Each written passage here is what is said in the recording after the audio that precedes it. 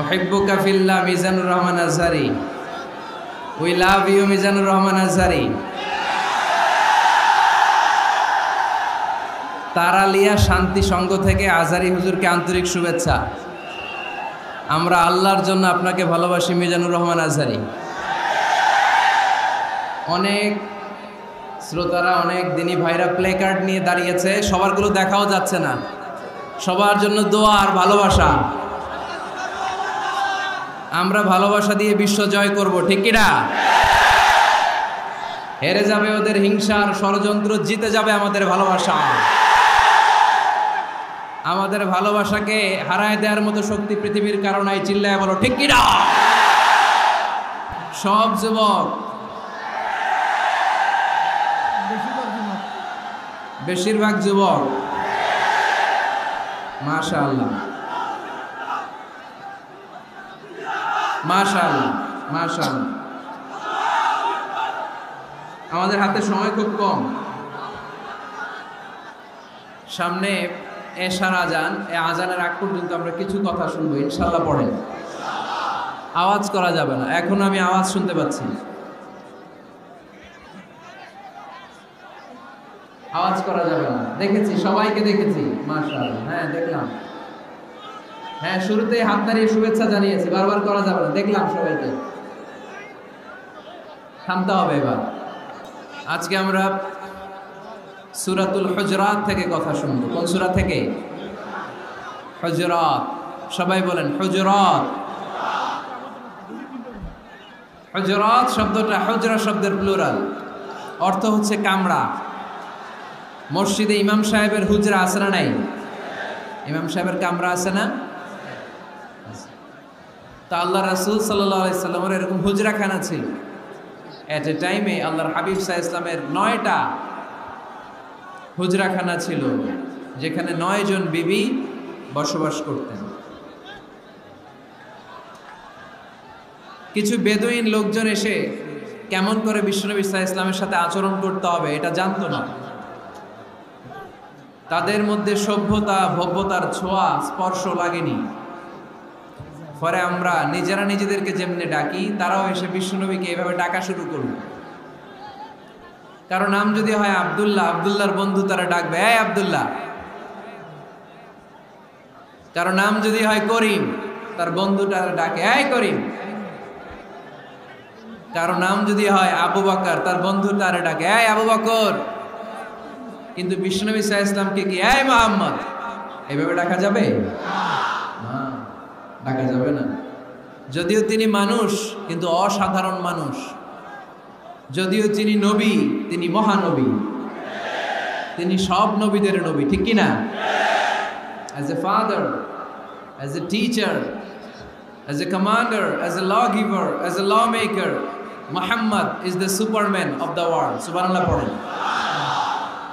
আমার নবীর চাইতে শ্রেষ্ঠ কোনো মানুষ গোটা বিশ্বে দ্বিতীয়টা হতে পারে না। আমার নবীর চাইতে দ্য মোস্ট ট্রাস্টওয়ার্দি পার্সোনালিটি, বিশ্বস্ত মানুষ এই পৃথিবীতে হতে পারে না। সে কোন বন্ধু বলো বড় বিশ্বস্ত, সে কোন বন্ধু বলো বেশি বিশ্বস্ত, কার কাছে মন খুলে দেয়া যায়, কার কাছে প্রাণ খুলে দেয়া যায়, হওয়া যায় অতি আশ্বস্ত। তার নাম আহমদ বড় বিশ্বস্ত। সুবহানাল্লাহ। আল্লাহ শিখাতে চাইলেন এই বেদুইন লোকেরা সাবধান, যাকে তোমরা ডাকছো তিনি সাধারণ মানুষ নন। তাকে ইয়া মুহাম্মদ উখরুজ ইলাইনা, এই মুহাম্মদ এই ঘর থেকে বেরোয় আসো, এমন করে বেয়াদবের মতো ডাকা যাবে না। বিশ্বনবী সাল্লাল্লাহু আলাইহি ওয়াসাল্লামকে ডাকতে হবে ইয়া নবী আল্লাহ, ওনাকে ডাকতে হবে ইয়া রাসূলুল্লাহ, ওনাকে ডাকতে হবে ইয়া হাবিবাল্লাহ, ঠিক কিনা? শিষ্টাচার শিক্ষা দিলেন। আল্লাহ বুঝাতে চাইলেন তোমরা যদি অপেক্ষা করতে অনেক ভালো হতো। ওয়ালাউ আন্নাহুম সাবারু হাত্তা তাখরুজা ইলাইহিম লাকানা খায়রাল লাহুম। আল্লাহর হাবিব সাল্লাল্লাহু আলাইহি ওয়াসাল্লাম দুপুরের খাবার খেয়ে গড়াগড়ি করছিলেন। আল কাইলুলা, টসিং এন্ড টার্নিং, এপাশ ওপাশ করা। শীতকালে দুপুরের খাবার খেয়ে বিছানায় শুইলে আরাম আছে না নাই? এটাকে কাইলুলা বলে। আল্লাহর হাবিব সাল্লাল্লাহু আলাইহি ওয়াসাল্লাম যখন কাইলুলা করছিল, ঠিক তখন লোকগুলো ডাকতে আরম্ভ করলো, ইয়া মুহাম্মদ, ইয়া মুহাম্মদ, উখরুজ ইলাইনা, এ মুহাম্মদ আসো। আল্লাহ বললেন খবর দাও, আমার নবীকে এইভাবে ডাকা যাবে না, বরঞ্চ আমার নবীকে তোমরা ডাকবে ইয়া নবী আল্লাহ, ইয়া রাসূল আল্লাহ, ইয়া হাবিব আল্লাহ বলে। সুবহানাল্লাহ পড়েন। আল্লাহর হাবিব সাল্লাল্লাহু আলাইহি ওয়াসাল্লাম যতক্ষণ না বের হয়ে আসে তোমাদের অপেক্ষা করা উচিত, সবর করা উচিত। আমরা অনেক সময় সবর করি না। তাহলে আমরা আমাদেরকে যেইভাবে ডাকি, আল্লাহর হাবিব সাল্লাল্লাহু আলাইহি ওয়াসাল্লামকে ওইভাবে ডাকা যায়? আল্লাহ বললেন খবরদার, তোমাদের উচিত ছিল অপেক্ষা করা, যতক্ষণ না আল্লাহর হাবিব সাল্লাল্লাহু আলাইহি ওয়াসাল্লাম বিশ্রাম শেষ করে বাইরে বেরিয়ে আসে। তাই কারো বাসায় গেলে অপেক্ষা করবেন যতক্ষণ না উনি আসে, আর যাওয়ার আগে অ্যাপয়েন্টমেন্ট নিয়ে যাবেন। আজকের প্রথম মেসেজ, কারোর সাথে দেখা করার আগে কি নিয়ে যাবেন? ফ্যানের ছেলেরা কথা বলে না, অ্যাপয়েন্টমেন্ট নিয়ে যেতে হবে। অনেকে খালি অস্থিরতা করে, চেয়ারম্যান সাহেবের বাড়ি থেকে সিগনেচার লাগবে, যেই অস্থির, আরে বেরোয় না কেন, চেয়ারম্যান সাহেব আসে না কেন, এতক্ষণ ধরে বসে আছে। এরকম বিরক্ত, খালি কমপ্লেইন করে, অভিযোগ করে, এরকম কিছু লোক আছে না নাই? খেয়াল রাখবেন, যারা ব্যর্থ, জীবনে ব্যর্থ, তারা সবসময় শুধু কমপ্লেইন করে, অভিযোগ, মানুষের কাছে অভিযোগ, আল্লাহর কাছে অভিযোগ, আমার এইটা নাই, ওইটা নাই, আল্লাহ আমার এটা দেও নাই, ওইটা দেও নাই। আর সফল ব্যক্তিরা কখনো অভিযোগ করে না, খালি শুকরিয়া করে, ঠিক কি না? Now the decision is yours. You wanna be successful or unsuccessful? আপনি সফল হতে চান না ব্যর্থ হতে চান? তাহলে সফল হলে সবসময় পড়তে হবে আলহামদুলিল্লাহ। কি পড়বেন? হুজুরের সাথে দেখা করতে গেছে, যে এই হুজুর আসে না কেন, কতক্ষণ ধরে বসে আছে। আরে হুজুরও মানুষ, হুজুরও অসুস্থ হয়, হুজুরেরও ফ্যামিলি আছে, হুজুরের ঘুমানো লাগে, হুজুর রোবট না। আমাদের যখন অ্যাপয়েন্টমেন্ট নেয় মেপে দেয়, হুজুর এই তো সহজ, আপনি এটা করে আসবেন, এরপরে হেলিকপ্টার রেডি, এরপরে ওইটাতে যাবেন, ওইখান থেকে হেলিকপ্টার রেডি। আমি রোবট, হুজুর কি রোবট? হুজুর তো মানুষ না।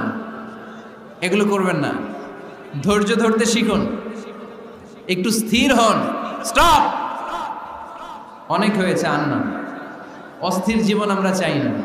এই কোরআন আমাদেরকে অস্থির সময়ে স্বস্তির বাণী শোনায়, ঠিক কিনা? কিসের বাণী শোনায়? স্বস্তির বাণী। কোন সময়ে?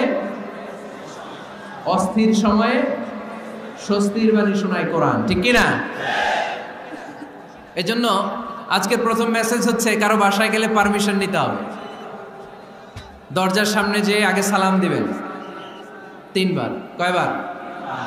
অনুমতি চাইবেন, অনুমতি দিলে ঢুকবেন, অনুমতি না দিলে বের হয়ে চলে আসবেন। পারা যাবে? এজন্য রব্বুল আলামিন বলেন, ইয়া আইয়ুহাল্লাযীনা আমানু লা তাদখুলু বুয়ুতান গায়রা বুয়ুতিকুম হাত্তা তাস্তানিসু ওয়া তুসাল্লিমু আলা আহলিহা যালিকুম খায়রুল লাকুম লাআল্লাকুম তাযাক্কারুন। সুবহানাল্লাহ পড়েন।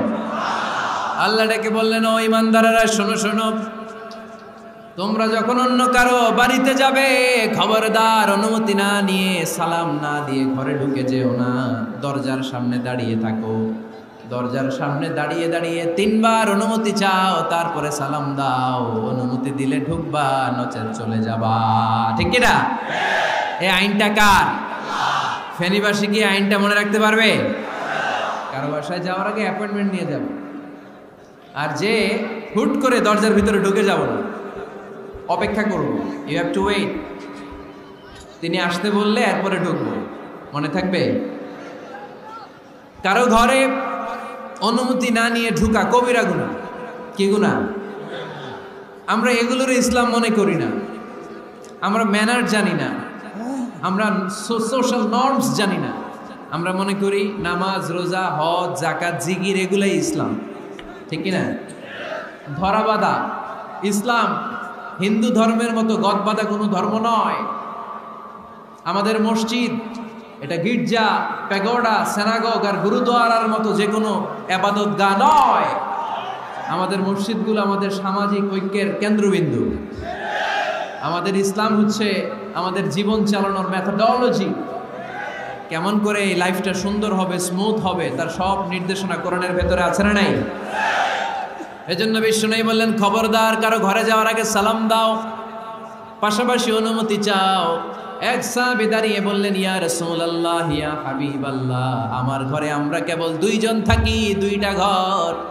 এক ঘরে থাকে আমার আম্মা, আরেক ঘরে থাকে আমি। আফাস্তাদিনু আলা উম্মি, আমি কি আমার মায়ের ঘরে ঢোকার আগে অনুমতি নেওয়া লাগবে নাকি? নবী হে, দুইটা রুম আমার ঘরে, এক রুমে আমি, আরেক রুমে আমার মা। আফাস্তাদিনু আলা উম্মি, আমার মায়ের ঘরে যাওয়ার আগে অনুমতি নেওয়া লাগবে? আনা খাদিমুহা, আমি তো তার খেদমত করি, মায়ের ঘরে যাইতে অনুমতি লাগবে? বিষ্ণু বললেন, নাম ইস্তাদিন আলাইহা, হ্যাঁ অবশ্যই মায়ের ঘরে ঢোকার আগে অনুমতি নিয়ে ঢুকবা। সুবহানাল্লাহ পড়বেন না? সাহাবী বললেন, ইয়া রাসূলুল্লাহ, তিনি তো আমার মা, অনুমতি লাগবে কেন? বিশ্বনবী বললেন, তুহিব্বু আন তারাহা উরিয়ানাতান। ও সাহাবী, তুমি কি তোমার মাকে উলঙ্গ দেখতে পছন্দ করো নাকি? সাহাবী বললেন, না, কশিন কালেও নয়, আমি কখনো আমার মারে উলঙ্গ অবস্থায় দেখতে পছন্দ করব না। বিশ্বনবী বললেন, তাহলে অবশ্যই অনুমতি নিয়ে ঢুকবা। যদি মারে উলঙ্গ দেখতে মনে না চায় তাহলে ঢুকবা, কারণ ঘরের ভিতরে কে কখন কোন পরিস্থিতিতে থাকে তার কোনো হিসাব আছে? এজন্য সালাম দিবেন, নক করবেন, অনুমতি চাইবেন, তখন নিজেকে নিজে ভিতরে যারা আছে, মহিলা হোক পুরুষ হোক, সামলে নিবে, গুছিয়ে নিবে, তারপরে আপনাকে ঢুকার ব্যবস্থা করে দিবে, ঠিক কিনা? তাহলে মায়ের ঘরে ঢুকতে হলে যদি অনুমতি লাগে, তাহলে বোনের ঘরে ঢোকার আগে অনুমতির দরকার আছে না নাই? আমার পাশের ঘর হচ্ছে আমার ভাইয়ের ঘর, ভাইয়ের ঘরে ঢোকার আগে অনুমতির দরকার আছে না নাই? কাজিন, চাচাতো বোন, খালাতো বোন, চাচাতো ভাই, খালাতো ভাই, পাশের ঘরের ভাবি, পাশের বাড়ির মানুষ, এদের ঘরে ঢোকার আগে অনুমতির প্রয়োজন আছে না নাই? খবরদার, খবরদার, এটা কবিরা গুনাহ। This is my first message to the people of Feni tonight. আজ রাতে ফেনীবাসীদের কাছে আমার প্রথম মেসেজ হচ্ছে, কারো ঘরে যাওয়ার আগে অ্যাপয়েন্টমেন্ট নিয়ে যাব। কখন তার সাথে দেখা করব, আগে অ্যাপয়েন্টমেন্ট নিয়ে যাব, তারপরে যে দরজার বাইরে দাঁড়িয়ে পারমিশন চাইবো, মানে অনুমতি নিব, তারপরে সালাম দিব, এরপরে ঘরে ঢুকবো। পারা যাবে? ইনশাল্লাহ পড়তে পারবেন না আওয়াজ করে? আজকে আলোচনার বিষয় হচ্ছে সূরাতুল হুজুরাত। সূরার নাম কি? হুজুরাত। এটা মাদানী সূরা। কি সূরা? এটা কোরআনের 49 নম্বর সূরা। কত নম্বর সূরা? এই সূরায় মোট আয়াত আছে 18টি। কয়টি? এবার আমি প্রশ্ন করব, উত্তর দেন। এই সূরায় মোট আয়াত সংখ্যা কয়টি? 18টি। এটি কোরআনের কততম সূরা? 49তম সূরা। আর সূরাটা মাক্কি সূরা। কি সূরা? মাদানী সূরা। এই সূরাটাকে বলা হয় সামাজিক রীতিনীতির সূরা। সোশ্যাল নর্মস শেখানো হয়েছে এই সূরায়। কেমন করে সমাজের শান্তি, শৃঙ্খলার ভারসাম্য অক্ষুণ্ণ থাকবে সে ব্যাপারে এই সূরাতে আল্লাহ তাআলা কিছু দিক নির্দেশনা দিয়েছেন। আমাদের সমাজের ভারসাম্য ঠিক নাই, শান্তি নাই, সুশৃঙ্খলা নাই, শুধু মারামারি, জিঘাংসা, কিলাকিলি, হিংসা, বিদ্বেষ, বিশৃঙ্খলা। এই হিংসা, বিদ্বেষ, বিশৃঙ্খলা, মারামারির বিপরীতে সমাজের সাম্য, ভ্রাতৃত্ব, ভালোবাসা, সুশৃঙ্খলা আর ভারসাম্য কিভাবে অক্ষুণ্ণ রাখা যায়, সেজন্য আল্লাহ তাআলা এই সূরার ভেতরে 10টা গাইডলাইন দিয়েছে। কয়টা? সবাই বলতে হবে, কয়টা? 10টা। প্রথম গাইডলাইন হচ্ছে, আল্লাহ তাআলা বলছেন, খবরদার যারা বিশ্বাসী বলে নিজেদেরকে দাবি করো, আল্লাহ আল্লাহর রাসূলের নিয়মের বা আইনের উপর দিয়ে টপকে যেও না। আল্লাহ আল্লাহ রাসূল যেটা বলেছে এটাই ফাইনাল, ঠিক কি না? রব্বুল আলামিন বলেন, ইয়া আইয়ুহাল্লাযীনা আমানু লা তুকদ্দিমু বাইনা ইয়াদাইল্লাহি ওয়া রাসূলিহি ওয়াত্তাকুল্লাহ ইন্নাল্লাহা সামিউন আলীম। পড়েন সুবহানাল্লাহ। আল্লাহ বললেন, যারা বিশ্বাসী বলে দাবি করো, খবরদার আল্লাহর দেয়া বিধান আর আমার নবীর দেয়া বিধান, এই বিধানগুলাই ফাইনাল। এই ফাইনাল কথার পরে মুমিনের কোনো কথা থাকতে পারে? আল্লাহ যেটা বলেছে, আল্লাহ রাসূল যেটা বলেছে সেটাই ফাইনাল। আওয়াজ করে বলতে হবে, সেটা কি? এটা ফাইনাল। এরপর আর নতুন কোনো কথা নাই। যখনই বলা হবে আল্লাহ বলেছে, রাসূল বলেছে, আমরা বলবো আমান্না সামি'না ওয়া আতা'না, আমরা শুনলাম, মানলাম, বিশ্বাস করলাম। আমাদের পক্ষ থেকে আর দ্বিতীয় কোনো কথা নাই, ঠিক কি না? এজন্য আল্লাহ বললেন, খবরদার, আমি আর আমার রাসূল যেটা দিয়েছি সেটাই ফাইনাল।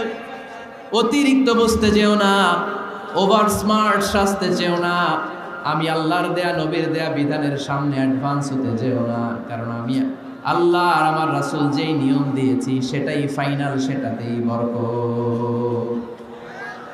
কোন মুমিন বান্দাবান্দীদের কাছে যখন আল্লাহ আর আল্লাহ রাসূলের কথা বলা হয়, তাদের কাছে এটাই ফাইনাল, ঠিক কি না? ওমা কানা লিমুমিনিন ওয়ালা মুমিনাতিন ইযা খাদাল্লাহু ওয়া রাসূলুহু আমরান আইয়াকুনা লাহুমুল খিয়ারাতু মিন আমরিহিম। মুমিন নরনারীর কাছে যখন বলা হবে এটা আল্লাহর কথা, আল্লাহর রাসূলের কথা, এটাই ফাইনাল।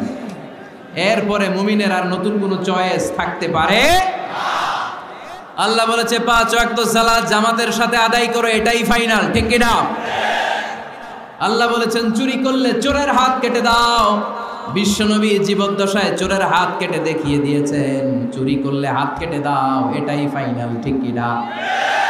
আল্লাহ নিয়ম জারি করেছেন, ও নারীরা পর্দা করে ঘর থেকে বের হও, এর উপরে কোনো কথা নাই, জোরে বলেন ঠিক কি না?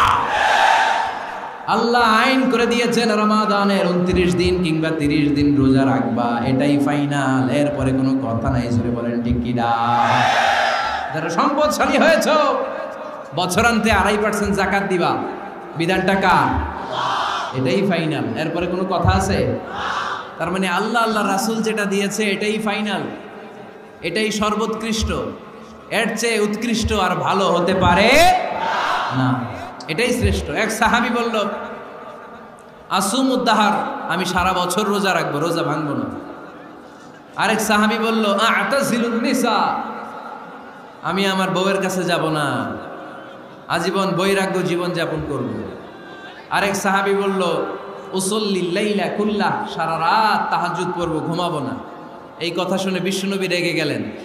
বিশ্বনবী বললেন, কে কে বলেছে এই কথা যে সারা বছর রোজা রাখবে, সারা রাত তাহাজ্জুদ পড়বে, স্ত্রীর কাছে যাবে না? ইন্নী আখশাকুম লিল্লাহি ওয়া আতকাকুম লাহু, নিশ্চয় আমি তোমাদের চাইতে আল্লাহকে বেশি ভয় করি। আমি বিশ্বনবী সবচেয়ে বড় মুত্তাকি, আমি বিশ্বনবী সবচেয়ে বড় বুজুর্গ, আমি বিশ্বনবী সবচেয়ে বড় আল্লাহওয়ালা। তো আমি এত বড় আল্লাহওয়ালা হয়ে আমি 11 জন স্ত্রী রেখেছি, আমি এত বড় আল্লাহওয়ালা হয়ে রাতে তাহাজ্জুদও পড়ি, আবার কিছু অংশ ঘুমাই। আমি এত বড় আল্লাহওয়ালা হয়ে বছরে কিছু সময় রোজা রাখি, মাঝে মাঝে রাখি না। তো আমি ব্যালেন্স করে জীবন ধারণের পরে আমার আল্লাহওয়ালাগিরিতে কোনো সমস্যা হয় নাই, আমার নবী হতে সমস্যা হয় নাই। তোমাদের সমস্যা হলো কেন?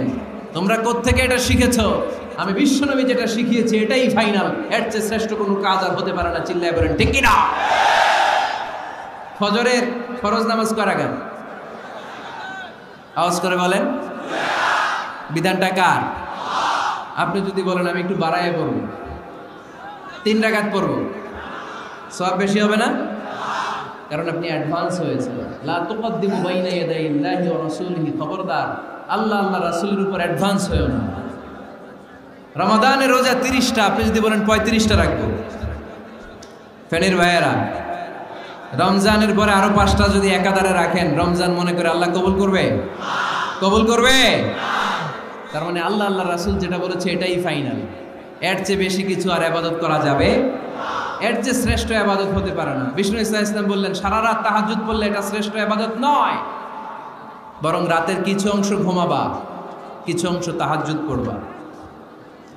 আইয়ামুল বীজের রোজা রাখবা, সোম আর বৃহস্পতিবার রোজা রাখবা, আরাফার রোজা রাখবা, আশুরার রোজা রাখবা, শাওয়ালের 6 রোজা রাখবা।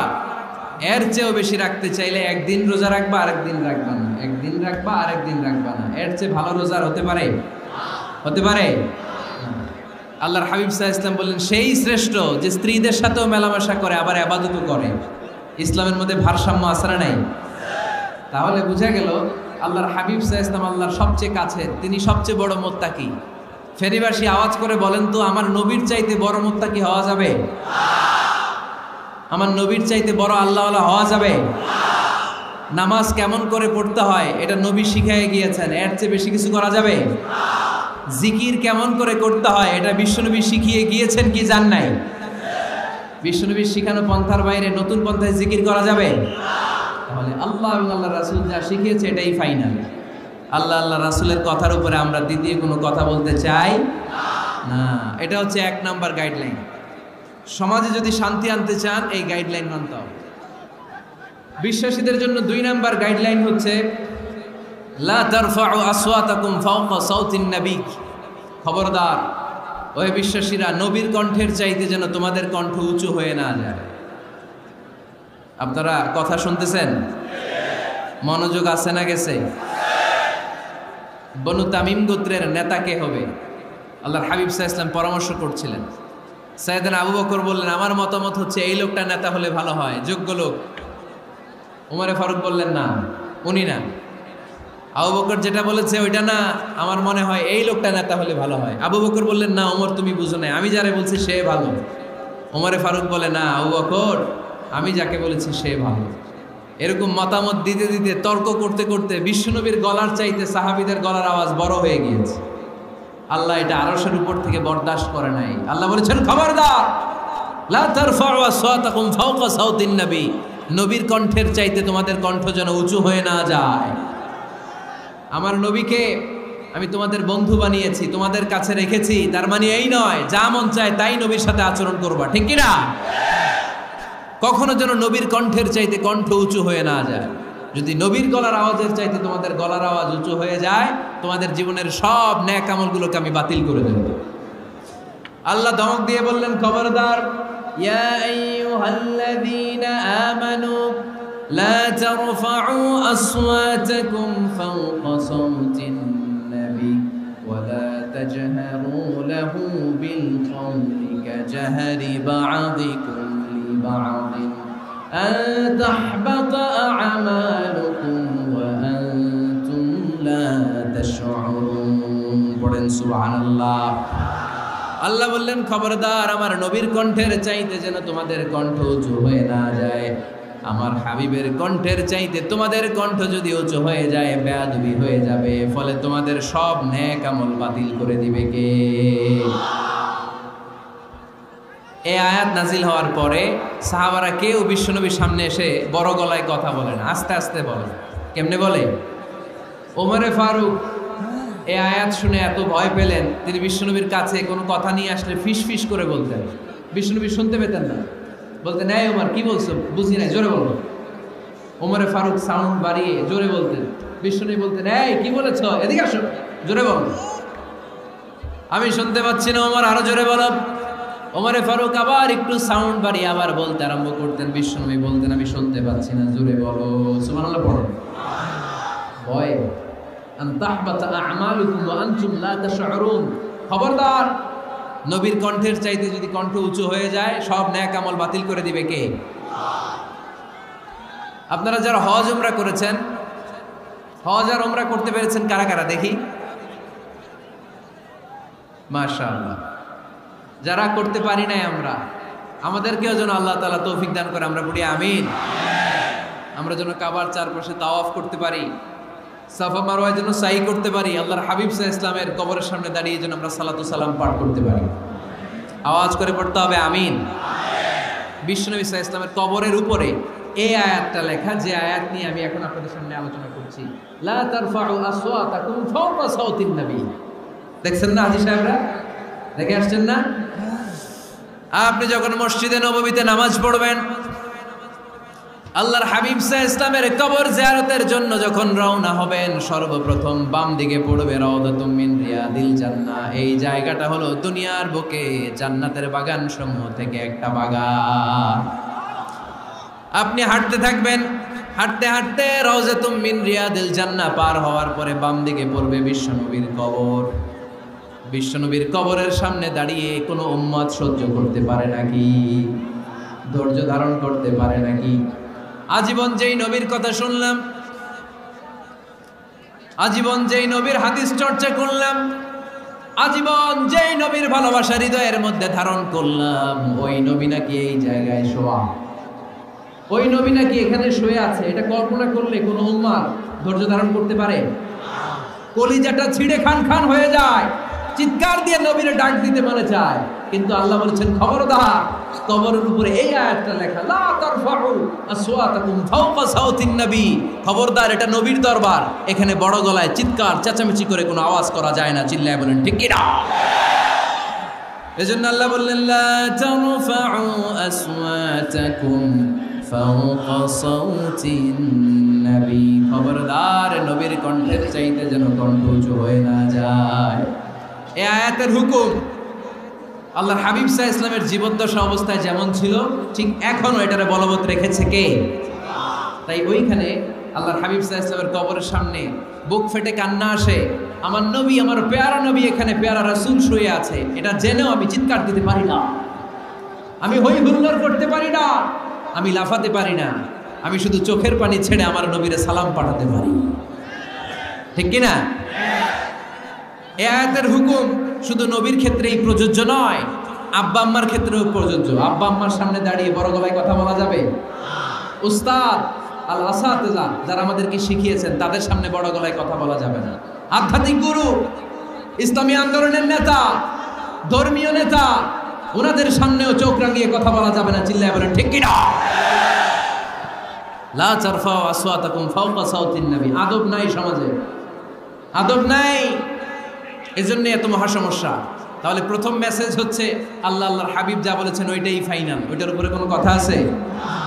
দ্বিতীয় মেসেজ হচ্ছে নবীর দরবারে দাঁড়িয়ে বড় গলায় কথা বলা যাবে। 3 নম্বরে আল্লাহ বললেন ইয়া আইয়ুহাল্লাযীনা আমানু ইন জাআকুম ফাসিকুম বিনাবাইন ফাতাবায়ানু, ও বিশ্বাসীরা, ও ঈমানদার বান্দারা, তোমাদের সামনে যদি কোনো পাপাচারী, কোনো ফাসিক যদি কোনো খবর নিয়ে আসে, খবরটা বিশ্বাস করার আগে যাচাই করে নিও। ফাতাবায়ানু ইয়ানি ফাতাসাব্বাতু আন সিহহাতিল খবর, খবরটা সহি কিনা যাচাই করার দরকার আছে না নাই? ইযা জাআকুম ইন জাআকুম ফাসিকুম বিনাবাইন ফাতাবায়ানু। ফেনীবাসী মনোযোগ দিয়ে শুনেন, কেউ যদি কোনো তথ্য নিয়ে আসে, খবর নিয়ে আসে, শুনেই হুট করে বিশ্বাস করা যাবে না। ফেসবুকে প্রায় বিভিন্ন ফেক নিউজ আছে না নাই? রুমর, গুজব আছে না নাই? আমি তখন মালয়েশিয়া, হঠাৎ করে দেখলাম নিউজের মধ্যে অনেকে স্ট্যাটাস দিতে শুরু করেছে যে পেঁয়াজের মতো লবণেরও দাম বেড়ে গেছে। এটা কি সত্য নিউজ না গুজব? জোরে বলেন। গুজব। আসলে কি লবণের দাম বাড়ছিল? বাড়ে নাই, কিন্তু না জেনেই অনেকে শেয়ার দিচ্ছে। এই জন্য ফেসবুকে কোনো নিউজ যদি আপনি দেখতে পান, শুনতে পান, verify, justify the news whether it's true or wrong. Check, make a cross check and double check regarding the authenticity of the report. এই রিপোর্টটা সঠিক কিনা ভেরিফাই করবেন আগে, তারপরে শেয়ার মারবেন। অনেকে আছে সিলে কান নিয়ে গেছে, শুই না সিলের পিছনে দৌড়। আগে কি সিলের পিছনে দৌড়াবেন নাকি কানে হাত দিবেন? নিউজ একটা দেখলেই শেয়ার দেয়া যাবে? কি করবেন? যাচাই করবেন। You have to cross check, you have to justify the news, you have to verify the news. আমরা প্রায় নিউজ একটা দেখলেই শেয়ার দেই। হয়তো একটা ভুল নিউজ আপনি শেয়ার দিয়েছেন, এই ভুল নিউজের কারণে পুরো সমাজের মধ্যে গোলমাল, এর দায়ভার আপনার কাঁধেই বর্তাবে। আওয়াজ করে বলেন ঠিক কিনা? এই ভুয়া নিউজগুলোতে আমাদের খুব আগ্রহ। ফেসবুক নিজের মন মতো ব্যবহার করা যাবে না। প্রায় ফেসবুকে অনেক রুমর পাবেন, গুজব, অনেক স্ক্যান্ডাল। অমুক নেতার গোপন ভিডিও ফাঁস, তো অমুক নেতার গোপন ভিডিও ফাঁস, তোর কি হয়েছে? তোর সমস্যা কি? ওইটা তোর শেয়ার দেওয়া লাগবে কেন? চিল্লায় বলেন ঠিক কিনা? মানুষের দোষ আমরা গোপন করতে পারি না। মান সাতারা মুসলিমান সাতারাহুল্লাহু ফিদ দুনিয়া ওয়াল আখিরাহ, যে অন্যের দোষ দেখে গোপন রাখে তার দোষগুলো গোপন রাখবে কে? আল্লাহ। ওমান কাশাফা মুসলিমান কাশাফাহুল্লাহু ফিদ দুনিয়া ওয়াল আখিরাহ, যে অন্যের গোপন বিষয় প্রকাশ করে দেয় ওর গোমরও কিয়ামতের ময়দানে ফাঁস করে দিবে কে? আল্লাহ। আপনি 10 জনের সামনে অন্যের গোপন বিষয় ফাঁস করবেন, আল্লাহ লাখো মানুষের সামনে আপনারা ল্যাংটা করে ছেড়ে দিবে, লক্ষ মানুষের সামনে আপনার গোমর ফাঁস করে দিবে। খবরদার, অন্যের পিছনে লেগে থাকেন না, অন্যের দোষ খুঁজেন না, দোষ খুঁজবেন নিজের। ইন জাআকুম ফাসিকুম বিনাবাইন ফাতাবায়্যান। মুমিন কোন তথ্য, কোন সংবাদ, কোন রিপোর্ট কিংবা নিউজ শুনলেই বিশ্বাস করে না। মুমিন আগে এটাকে যাচাই করে, বাছাই করে, জাস্টিফাই করে, ভেরিফাই করে, তারপরে সে বিশ্বাস করে, ঠিক কি না? আল্লাহর হাবিব সাল্লাল্লাহু আলাইহি ওয়াসাল্লাম বনুল মুস্তালিকের যুদ্ধে জয়লাভ করলেন। হারিস ইবনে মিরার বনুল মুস্তালিকের নেতা। শুনতেছেন আপনারা? কষ্ট হচ্ছে? আচ্ছা। হারিস ইবনে মিরার বললেন, ইয়া রাসূলুল্লাহ, আমরা ইসলাম ধর্ম গ্রহণ করলাম, কি কি নিয়ম মানতে হবে? আল্লাহর হাবিব সাল্লাল্লাহু আলাইহি ওয়াসাল্লাম বললেন, সালাত পড়বে, যাকাত দিবে। উনি বললেন, তাহলে যাকাত নেন। আল্লাহর হাবিব বললেন, না, এই তো মাত্র কালিমা পড়ে মুসলমান হলে হালানিল হাউল, 1 বছর অতিক্রান্ত হওয়ার পরে যাকাত দিবে। আল্লাহর হাবিব সাল্লাল্লাহু আলাইহি ওয়াসাল্লাম মদিনায় ফিরে আসলেন। 1 বছর পর আল ওয়ালিদ ইবনে উকবা রাদিয়াল্লাহু তাআলা আনহুকে পাঠালেন, যাও বনুল মুস্তালিকের 1 বছর পূর্ণ হয়েছে, যাকাতের সম্পদ নিয়ে আস। এইদিকে হারিস ইবনে মিরার যাকাতের সম্পদ নিয়ে, সৈন্যবাহিনী নিয়ে, নবীর দূত আসবে যাকাত কালেকশনের জন্য, ওনার জন্য মেহমানদারিতে কোনো ঘাটতি না হয়, ওয়েল রিসিপশন দেওয়ার জন্য এলাকা থেকে বের হয়ে মরুভূমির সামনে দলবল নিয়ে দাঁড়িয়ে। ওয়ালিদ ইবনে উকবা যখন যাকাতের সম্পদ কালেক্ট করার জন্য বনুল মুস্তালিকের ওদিকে যেতে শুরু করেছে, এলাকায় ঢোকার আগেই দেখে বনুল মুস্তালিকের লোকেরা ঘোড়সাওয়ার বাহিনী দাঁড়ায় আছে। এই দৃশ্য দেখে ওয়ালিদ ইবনে উকবা মনে করেছে বনুল মুস্তালিক মনে হয় তাকে হত্যা করার জন্য দাঁড়িয়ে রয়েছে। আসলে কি হত্যার জন্য দাঁড়ায় আছে? কি জন্য দাঁড়ায় আছে? ওয়েলকামিং রিসিপশন দেয়ার। উনি ভয় পেয়ে অ্যাবাউট টার্ন, তথ্য যাচাই না করে মনে করছে আমারে মারবে ধরবে, about turn, return back to Medina. মদিনায় চলে গেলেন, যে বলে, ইয়া রাসূলুল্লাহ, বনুল মুস্তালিক যাকাত দেওয়া তো দূরের কথা, এগুলো তো সব কাফের হয়ে গেছে। ইয়া রাসূলুল্লাহ, ওরা তো মনে হয় কাফের হয়ে গিয়েছে, যাকাত প্রদান করা তো দূরের কথা, মারার জন্য সৈন্যবাহিনী নিয়ে অ্যাটাক করেছে। বিশ্বনবী রেগে গেলেন। খালিদ বিন ওয়ালিদের নেতৃত্বে 1000 সৈন্যবাহিনী পাঠিয়ে বললেন, যাও বনুল মুস্তালিক অ্যাটাক করো, বনুল মুস্তালিকে অভিযান চালাও।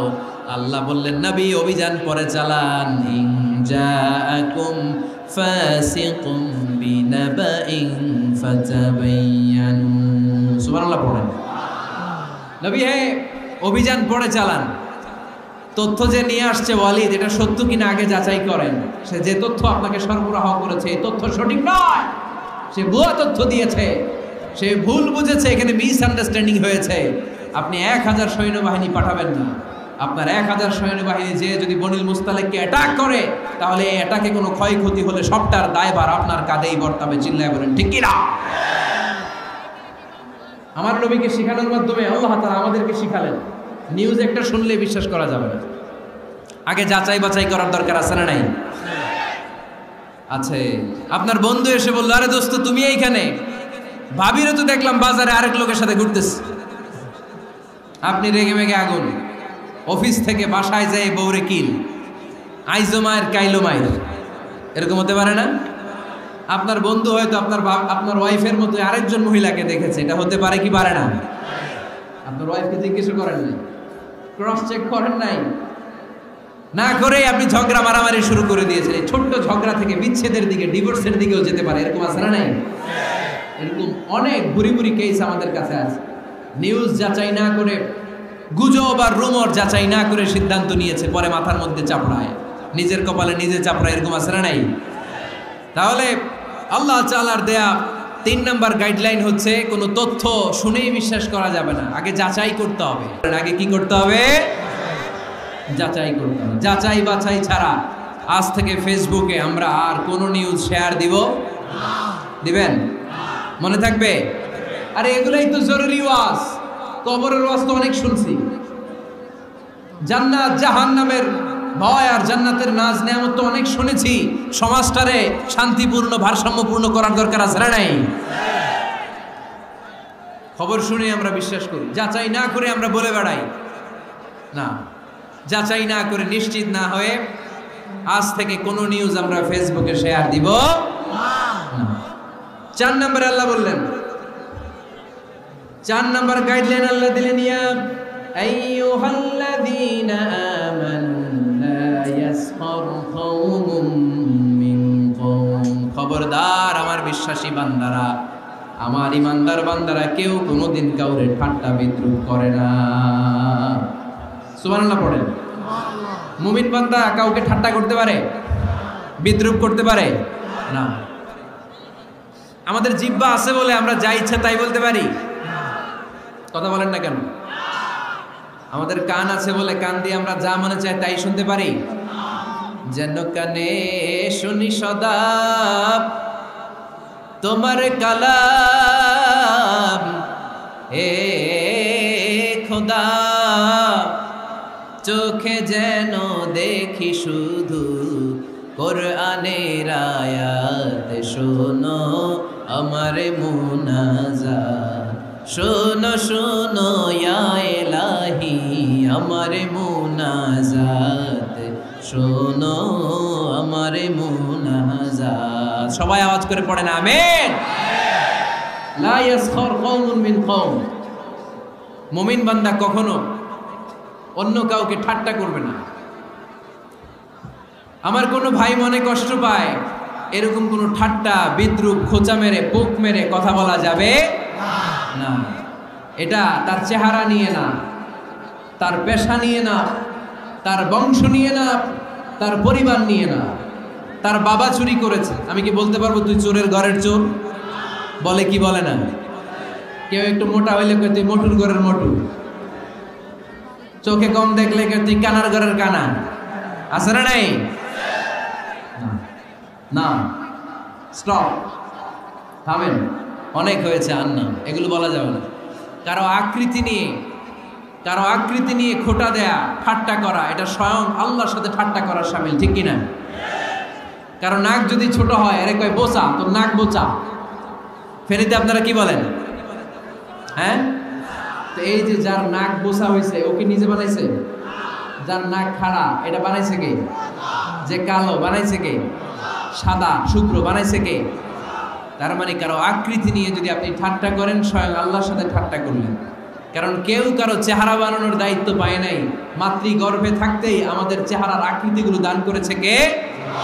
হুয়াল্লাযী ইউসাউইরুকুম ফিল আরহামি কাইফা ইয়াশা লা ইলাহা ইল্লা হুয়াল আজিজুল হাকীম। তিনি এমন সত্তা, তোমরা যখন তোমাদের মায়ের পেটের ভেতরে ছোট্ট একটা ভ্রূণ কণা ছিল, তখনই তোমাদের চেহারার আকৃতি দিয়েছে কে? মায়ের পেটে থাকতেই কে ছেলে হবে, কে মেয়ে হবে, কে সুশ্রী হবে, কে শ্যামলা হবে, কার নাক লম্বা হবে, কারটা খাটো হবে, এগুলো ফিক্স করে রেখেছে কে? এজন্য কখনো কারো চেহারা, কারো আকৃতি নিয়ে ঠাট্টা বিদ্রুপ করা যাবে না। কারণ এই চেহারা আমরা বানাই নাই, বানাইছে কে? প্রত্যেককে যদি আল্লাহ তাআলা প্রত্যেকের নিজের চেহারা ডিজাইন দেওয়ার সুযোগ দিত, তাহলে আমরা আমাদের চেহারা কি এরকম বানাইতাম? কি করতাম? আপনাকে যদি আপনার চেহারা তৈরি করার ডিজাইন আল্লাহ দিত, যে তুমি যেমন মনে চাই নিজের চেহারাটার ডিজাইন দাও, কেমন বানাতেন নিজেকে? কথা বলেন, কয়েকজন বলেন না? হ্যাঁ, সবচাইতে সুন্দর করে আমি আমার অবয়বটাকে তৈরি করতাম। কোন নারীকে যদি তার চেহারার ডিজাইন তৈরি করার সুযোগ আল্লাহ দিতেন, সে নারী তাকে বিশ্ব সুন্দরী করে তৈরি করত, ঠিক কিনা? এটা আল্লাহ আমাদেরকে দেয় নাই, এটা আল্লাহ তাআলা নিজ হাতে রেখেছে, নিজে করেছে। তাই কারো আকৃতি নিয়ে ব্যঙ্গ করলে স্বয়ং আল্লাহর সাথে ব্যঙ্গ করার শামিল, চিল্লায় বলেন ঠিক কিনা? সাইয়েদনা ইবনে মাসউদ রাদিয়াল্লাহু তাআলা আনহুর পায়ের নলা ছিল চিকন। হাদিসে এসেছে দাকিকুস সাকাইন, ওনার পা দুইটা ছিল চিকন খেজুর পাড়ার জন্য। ইবনে মাসউদ রাদিয়াল্লাহু তাআলা আনহু যখন খেজুর গাছে উঠলেন, সাহাবারা সাইয়েদনা ইবনে মাসউদের পা দেখে হাসাহাসি শুরু করে দিল। বিশ্বনবী বললেন, খবরদার খবরদার, ইবনে মাসউদের চিকন পা দেখে তোমরা হেসো না। ইবনে মাসউদের চিকন পা দেখে তোমরা হাসো। কিয়ামতের ময়দানে ইবনে মাসউদের এই চিকন পা গুলো যদি মিজানের পাল্লায় রেখে দেওয়া হয়, এই পা দুইটার ওজন উহুদ পাহাড়ের চেয়ে ওজনওয়ালা হয়ে যাবে। এজন্য খবরদার, জিহ্বা আছে বলে যে কোনো কমেন্ট করবেন না। এই আবার কি হইছে, দেখ আওয়াজ কেন? হ্যাঁ, আর কি দেখবেন? এখন তো বিদায় নেব আমি, চুপ করেন না এবার, থামেন। জিহ্বা আছে বলেই যে কোনো ধরনের মন্তব্য করা যাবে না। আল্লাহর হাবিব সাল্লাল্লাহু আলাইহি ওয়াসাল্লাম বলেছেন, মাইয়াদমান লি মা বাইনা লিহিয়াইহি ওয়া মা বাইনা রিজলাইহি আদমান লাহুল জান্নাহ। ও আমার উম্মতেরা, তোমাদের মধ্য থেকে কেউ যদি আমাকে 2টা অঙ্গের গ্যারান্টি দেয়, কয়টা অঙ্গের? সবাই বলতে হবে, কয়টা? আমার কোন উম্মত যদি আমাকে 2টা অঙ্গের গ্যারান্টি দেয় যে তারা এই 2 অঙ্গের পাপ করবে না, আমি তাদেরকে জান্নাতের গ্যারান্টি দেই। 1 নম্বরে মা বাইনা লিহিয়াইহি, 2 চোয়ালের মাঝখানে যা থাকে মানে জিহ্বা।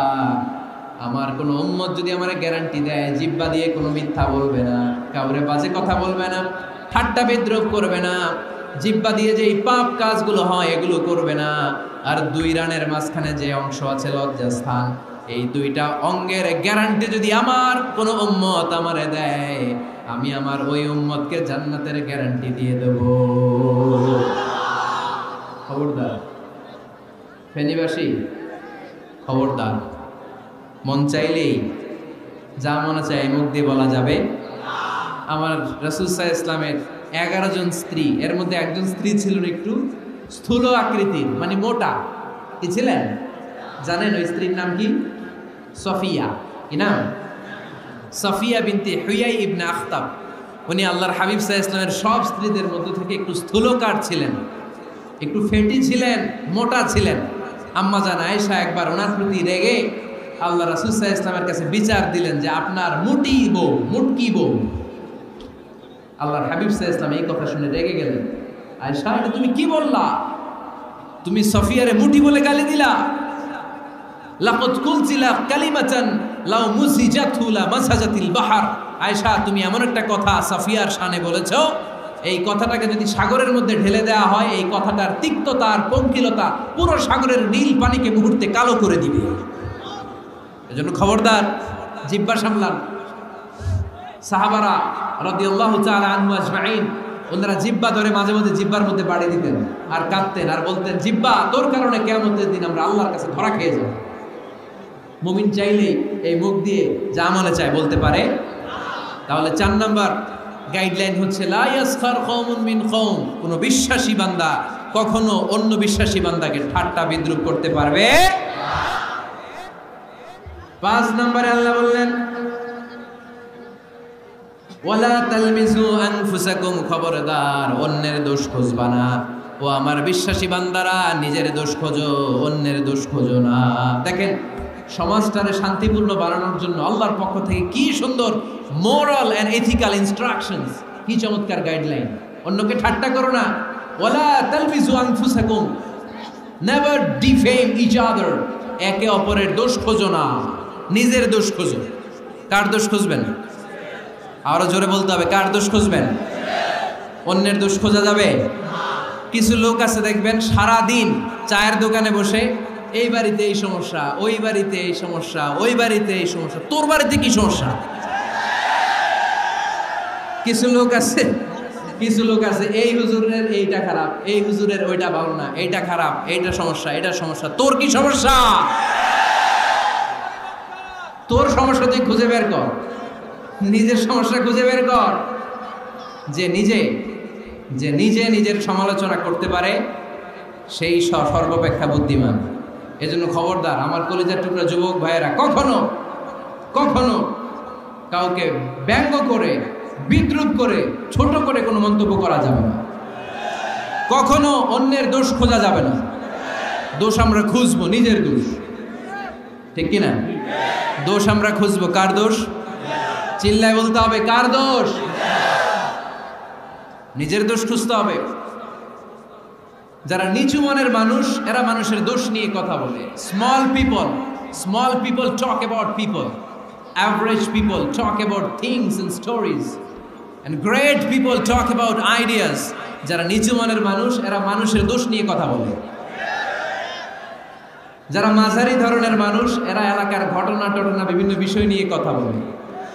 আর যারা বড় মনের মানুষ, এরা আইডিয়া নিয়ে কথা বলে। তারা তাদের আইডিয়াকে কাজে লাগিয়ে সমাজটারে পাল্টে দিতে চায়, যুগ জামানা পাল্টে দিতে চাই না অনেক জন, এক মানুষই আনতে পারে জাতির জাগরণ। এক মানুষই বিপদকালে বাঁচায় কাফেলায়, ক্ষুদ্র ডিঙ্গি বাঁচায় জাহাজ অসীম দরিয়ায়। এজন্য নিজেকে শুধরাতে হবে। ওয়ালা তালমিজু আনফুসাকুম, অন্যের দোষ খোঁজো না, নিজের দোষ খোঁজো। তাহলে ফেনীবাসীরা, এই হোক আমাদের স্লোগান, আমরা নিজেদের দোষ খুঁজবো বেশি, অন্য কারো দোষ কখনো খুঁজবো না। আপনি নিজে ঠিক হয়ে যান, দুনিয়া এমনি ঠিক হয়ে যাবে। নিজে ঠিক, দুনিয়া ঠিক। নিজেকে শুধরান। অন্যের দোষ দেখে তো আমার লাভ নাই। ও কি করছে এটা ও জবাব দিবে, আমি কি করেছি আল্লাহর সুপ্রিম কোর্টের কাঠ গড়ায় সেদিন আমাকে জবাব দিতে হবে। চিল্লায় বলো ঠিক কিনা? এজন্য অন্যের দোষ যেন আমরা না খুঁজি, নিজেকে যেন পরিবর্তন করি। পরিবর্তন করতে রাজি আছি তো সবাই? পরিবর্তনের অগ্রনায়ক হতে রাজি আছি তো সবাই? সিদ্ধান্ত নিতে হবে, শক্ত সিদ্ধান্ত। দাঁড়াতে হবে, সৈনিকের মতো দাঁড়াতে হবে, ঠিক কিনা? আধারে ভয় পেও না, আলো আছে আড়ালে, অন্ধকার পালিয়ে যাবে তুমি উঠে দাঁড়ালে। নিজেকে দাঁড়াতে হবে, নিজের সাথে নিজের শক্ত বোঝাপড়া করতে হবে। অন্যের দোষ খোঁজার সময় আমাদের নাই। চিল্লায় বলো ঠিক কিনা? দোষ খোঁজা যাবে না, নিজের দোষ নিজের আমরা খুঁজবো। বসেন বসেন। কি ঢুকছে এখানে? হ্যাঁ, কারেন্টের শক করছে। সাপ, সাপ ও আর শুনতে আসে।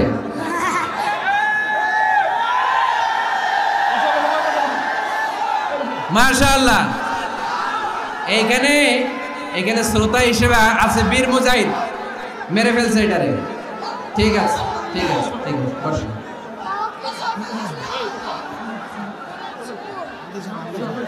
এখনো কথা বাকি, বসেন। একটা আওয়াজ হবে না, একটা আওয়াজ হবে না, আবার আওয়াজ হয় কেন? তাহলে ফেনীর ভাইয়েরা, অন্যের দোষ খুঁজবো না, নিজের দোষ খোঁজা যাবে? যাবে যাবে?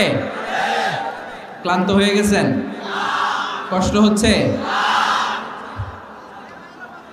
তারপরে 7 নম্বরে আল্লাহ বললেন ওয়ালা তানাবাজু বিল আলকাব, ওয়ালা তানাবাজু বিল আলকাব। এই ছেলেরা, আমি এখনই উঠে যাব, বিদায় নিচ্ছি, বসো। বসেন ভাই, বসেন। এগুলো অনেক জরুরি কথা, মনোযোগ দিয়ে শুনেন। ওয়ালা তানাবাজু বিল আলকাব, মানুষকে মন্দ নামে ডেকো না। অনেকের নাম চেঞ্জ করে ডাকি, আছে না নাই?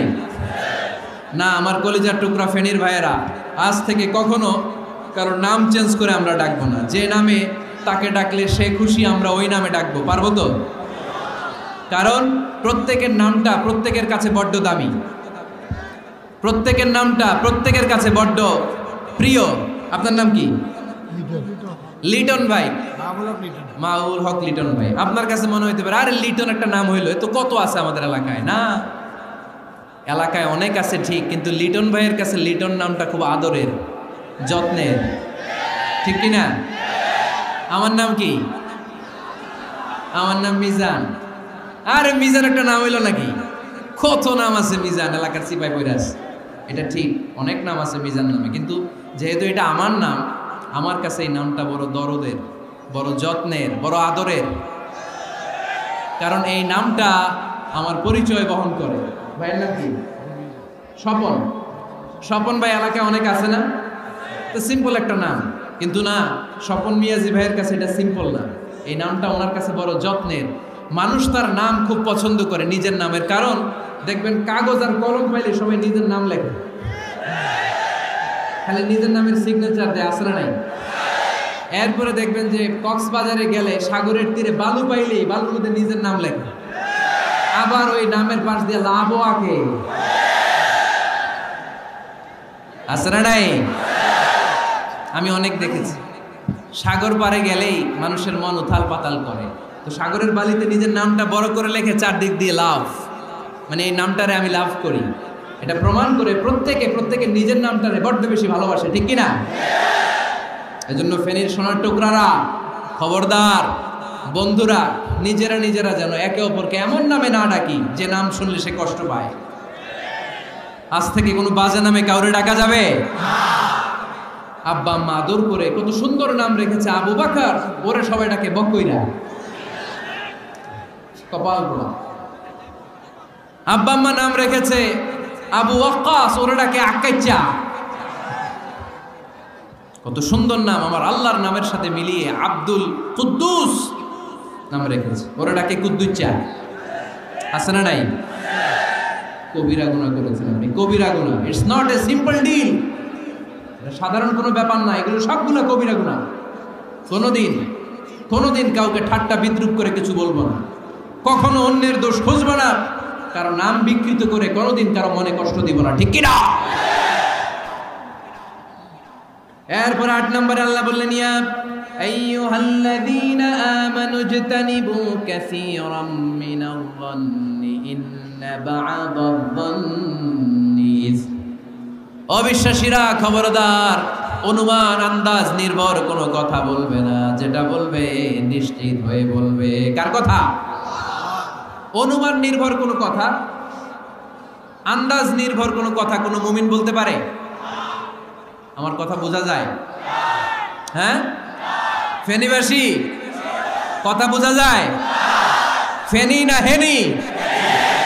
হ্যাঁ, আর বাড়ি হেনি, আইসাই রেনি রেনি। আপনারা কি ডাকেন, ফেনী না হেনি? ফেনী। মাশাআল্লাহ, মাশাআল্লাহ, খুব সচেতন ফেনীবাসী। দেখছেন আপনাদের জেলা নিয়ে কিছু বললে খারাপ লাগে না? তো নোয়াখালী করে গালি দিয়েন না, চিটাঙ্গারে গালি দিয়েন না, কুমিল্লাবাসীদেরকে গালি দিয়েন না। আমার 64 জেলায় সুজলা সুফলা শস্য শ্যামলা, ঠিক কিনা? 64 জেলা নিয়ে আমার এই বাংলাদেশ। প্রত্যেক জেলায় আমাদের সৌন্দর্য আছে না নাই? এক এক জেলার ভাষার সাথে আরেক জেলার ভাষার কোনো মিল। সিলেটে ছিল আমার গতকাল মাহফিল, তা আমি জিজ্ঞেস করছি, ভাই সাহেব খিতা কররা, আপনারা বালা আসেননি? তো মহা খুশি, কারণ ওদের ভাষায় কথা বলেছি, ওরা ওদের ভাষাটারে বড্ড ভালোবাসে। আমরা প্রত্যেকে আমাদের প্রত্যেকের জেলাটারে বড্ড পছন্দ করি, ঠিক কি না? এই যে তানিবু কাসীরাম মিনাজ যান, আন্দাজ অনুমান নির্ভর কথা মুমিন কখনো বলতে পারে? এজন্য আল্লাহর হাবিব বললেন, ইয়াকুম ওয়ায-যান ফাইন্নায-যান্না কাযাবুল হাদিস। খবরদার, তোমাদের উচিত আন্দাজ অনুমান নির্ভর কথা থেকে বেঁচে থাকা, কেননা অনুমান করে কথা বললে পাপ হয়। অনুমান করে কথা বললে কি হয়? আজকে থেকে আমার ফেনীর সোনার টুকরারা অনুমান করে আন্দাজে কোনো কথা বলবো আমরা? বলবো না। ধারণা করে কিছু বলবো না, আর ধারণা করলেও ভালো ধারণা করবো। কি ধারণা? রাস্তা দুইটা, একটা পজিটিভ আর একটা নেগেটিভ। মুমিন পজিটিভ ধারণা করে, মুমিন কখনো নেগেটিভ ধারণা করে না। তাহলে কোন দিকে যাব, পজিটিভ না নেগেটিভ? আওয়াজ করে, পজিটিভ না নেগেটিভ? যারা মুনাফিক এরা ইয়াত্তাবিউনা ইল্লা যান ওয়া ইন্না যান্না লা ইউগনি মিনাল হাক্কি শাইআ। যারা মুনাফিক এরা আন্দাজ অনুমান নির্ভর মানুষের ব্যাপারে কথা বলে, আর আন্দাজ অনুমান কখনো সত্যের বিকল্প হতে পারে না। আন্দাজ অনুমান কখনো সত্যের বিকল্প হতে পারে? এজন্য দৃষ্টিভঙ্গি বদলান, জীবনকে বদলায় দিবে কে? আমরা কখনো কোনো নেগেটিভ কথা বলবো না, অলওয়েজ পজিটিভ। অলওয়েজ কি? এই যে আমার হাতে কি দেখা যায়? পানির বোতল, তাই না? এখানে অর্ধেক পানি ভরাস। কাউকে যদি প্রশ্ন করি, ভাই কি দেখতে পাচ্ছেন? একদল বলবে এখানে অর্ধেক বোতল খালি দেখা যায়। উত্তরটা সঠিক, আসলে বোতলের অর্ধেক খালি। আবার এদিকে আরেকজনকে বললাম, ভাই এখানে কি দেখা যায়? বলবে হুজুর বোতলের অর্ধেক পানি ভরা। এটাও সঠিক উত্তর। প্রথমটা ছিল নেগেটিভ উত্তর, দ্বিতীয়টা পজিটিভ উত্তর, ঠিক কি না? যারা সবসময় নেগেটিভ চিন্তা করে এরা খালি জায়গাটা দেখছে যে পানি নাই, আর যারা সবসময় পজিটিভ চিন্তা করে এরা পানি যে ভর্তি অর্ধেক ওইটা দেখছে। আমরা নেগেটিভের দিকে যাব না, মুসলমান থাকবে সব সময় always positive. Come back positive, not go back negative. চিল্লায় বলতে হবে, ঠিক কি না? কখনো আন্দাজ অনুমান নির্ভর আমরা কিছু বলবো না। 9 নাম্বার, একেবারে শেষের দিকে চলে আসছে। 9 নাম্বার আল্লাহ বললেন, খবরদার ওয়ালা তাজাসসু, গোয়েন্দাগিরি করো না। গোয়েন্দাগিরি করা হারাম। গভর্নমেন্ট যে গোয়েন্দা বিভাগ রেখেছে এটা না, এটা দেশের আইন শৃঙ্খলা বজায় রাখার জন্য এটা জরুরি। আল্লাহর হাবিব সাল্লাল্লাহু আলাইহি ওয়াসাল্লামেরও নিজস্ব গোয়েন্দা ছিল, কিন্তু আমরা যে নিজেরা গোয়েন্দাগিরি করি এটারে হারাম ঘোষণা করেছে কে? অনেকে আছে দেখবেন জানলা একটা খোলা থাকলে উকি মারে। আলহামদুলিল্লাহ ফেনীতে এগুলা নাই।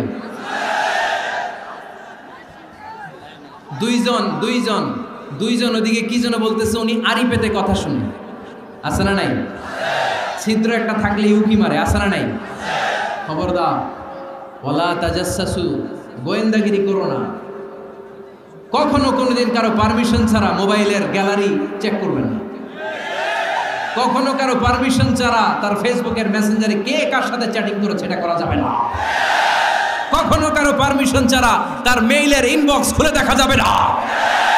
কখনো কারো পারমিশন ছাড়া কারো ব্যক্তিগত চিঠি পড়া যাবে না। দিস ইজ ইসলাম, এটাই ইসলাম। আমরা ইসলামরে শুধু নামাজ আর রোজা আর জিকির আর এই দাড়ির মধ্যে সীমাবদ্ধ করেছি। প্রত্যেকের একটা প্রাইভেসি আছে না নাই?